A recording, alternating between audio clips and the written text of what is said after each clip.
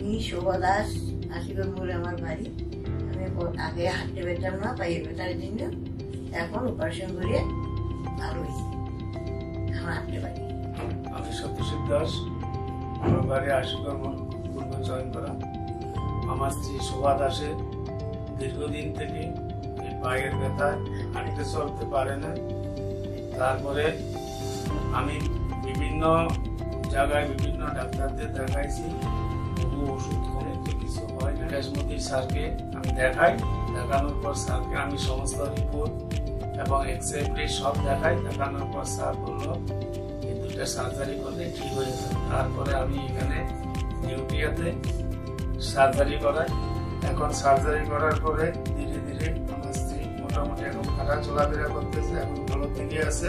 আমার স্ত্রী এখন ভালো থেকে হাঁটা চলাফেরা করতেছে। मेरे नाम है महिपाली है। मैं मिलीपुर से हूँ।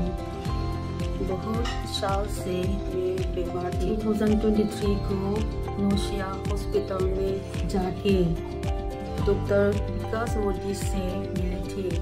डॉक्टर विकास मोदी ने मेरी नी सर्जरी करने के बाद चलना बहुत आसान हो गया।